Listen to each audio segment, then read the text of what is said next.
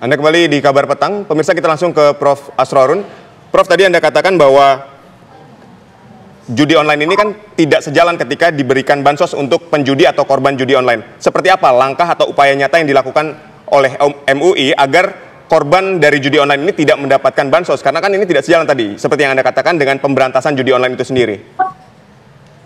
Ya, yang pertama penyebutan istilah korban itu saya kira perlu dikoreksi juga ya, karena pendekatan tindak pidana perjudian itu tidak sama dengan misalnya penyalahgunaan narkoba atau pinjol dan lain sebagainya. Dia pelaku dengan sadar dia melakukan tindak pidana perjudiannya, maka pendekatan restoratif tidak berlaku. Dia pendekatannya adalah pendekatan pembalasan atas tindak pidana yang dia lakukan.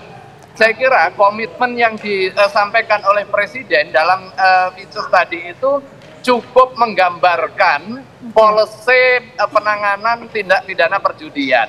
Yang pertama, tidak ada ruang toleransi terhadap tindak pidana perjudian. Apalagi kemudian memunculkan wacana lokalisasi perjudian atau kemudian melakukan pendekatan korban terhadap penjudi dan atau bandar judinya. Saya kira term soal korban perjudian itu harus dijauhkan ya.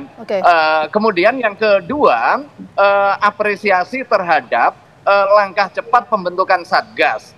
Ini menunjukkan komitmen negara yang memang sudah dari awal dibangun untuk melindungi masyarakatnya dari berbagai perilaku destruktif, termasuk juga aktivitas perjudian. Fatwa-fatwa keagamaan sudah secara jelas menunjukkan larangan perjudian. Bahkan itu setara dengan perilaku destruktif yang lain, yaitu misalnya narkoba, minuman keras. Kalau di dalam perspektif Islam, minuman keras itu setara pengharamannya dengan judi, dikualifikasi sebagai rijis, perbuatan kotor dan amal perbuatan setan itu ya. Akan tetapi saya kira poin pentingnya kita memiliki kesamaan pandang hari ini terkait dengan komitmen pemberantasan tindak pidana perjudian.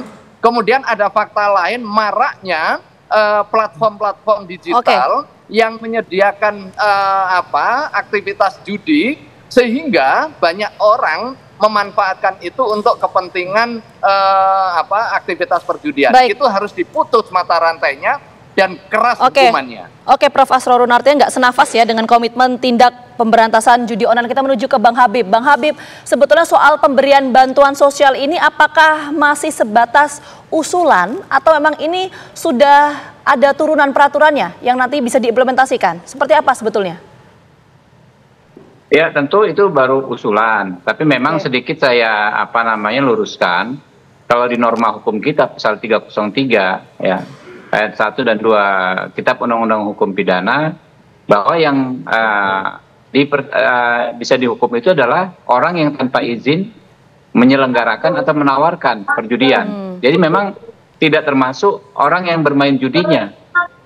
Itulah pendekatan kenapa kalau menurut hukum positif ya, di Indonesia dikatakan pelaku pidananya adalah orang yang menyelenggarakan atau menawarkan permainan judi tanpa izin, bukan pemainnya.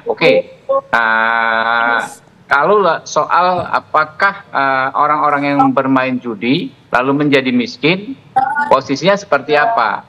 Sebetulnya saya sepakat dengan Prof. Kami berdua sepakat bahwa terhadap orang yang miskin, ya apapun penyebab kemiskinannya, menurut saya adalah negara harus bisa memberikan bantuan, ya, apakah karena berjudi, apakah karena dia boros, ya, atau lain sebagainya. Kecuali ketika setelah mendapatkan bantuannya dipergunakan untuk judi, nah itu bisa diberhentikan. Tapi kalau sebelumnya dia tidak miskin, lalu miskin karena menjadi pemain judi online, barulah ya. Nah, menurut saya orang tersebut dapat mendapatkan bantuan sosial. Bagaimana kemudian bisa memastikan bahwa bantuan sosial yang diberikan kepada masyarakat atau pelaku judi online yang terdampak dan berpotensi menjadi masyarakat miskin ini bisa tepat sasaran, tidak digunakan untuk judi kembali? Itu memastikannya bagaimana? Ya justru itu dengan adanya kesepakatan ya nggak bisa dipastikan memang, tapi yang harus dipastikan adalah sanksinya. Kalau dana yang diberikan dalam konteks bansos justru dipergunakan untuk judi kembali, maka bantuan tersebut akan dihentikan.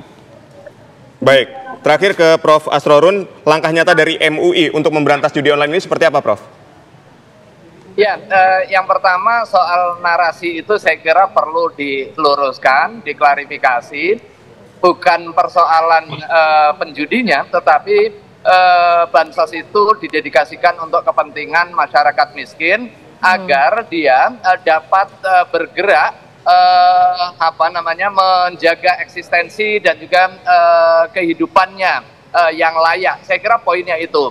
Nah, di tengah keterbatasan fiskal kita, jangan sampai kemudian justru bansos didedikasikan untuk kepentingan yang secara prioritas dia tidak berada di dalam level yang terprioritaskan. Prioritasnya adalah orang miskin yang punya semangat untuk hidup, punya perilaku baik, jauh dari hal-hal yang bersifat destruktif. Kan anggaran kita terbatas, seringkali yang disebutkan anggaran kita terbatas, belum bisa mengcover seluruh hajat hidup masyarakat yang membutuhkan. Maka harus ada skala prioritas. Ini yang pertama.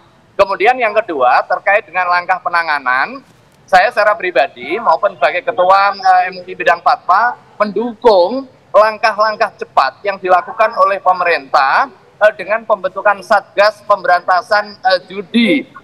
Sekalipun judulnya judi online, saya kira tetapi faktualnya sebagaimana arahan Presiden itu tidak hanya terbatas kepada penanganan judi online-nya, tetapi juga penanganan berbagai perilaku tindakan destruktif yang disebabkan oleh judi mulai A sampai Z-nya. Jangan sampai kemudian nanti tebang pilih ada beberapa platform atas nama permainan, atas nama games, tetapi pada hakikatnya di situ ada unsur perjudiannya. Saya kira harus kita komitmen perang total terhadap perjudian. Oke, baik. Itu tadi sampaikan Bang Habib bahwa ini masih sebatas usulan. Nanti kita lihat apakah akan ada turunan aturannya atau seperti apa. Sekali lagi terima kasih banyak Prof. Asrorun dan juga Bang Habib atas waktunya sudah bergabung bersama kami di Kabar Petang. Sehat selalu.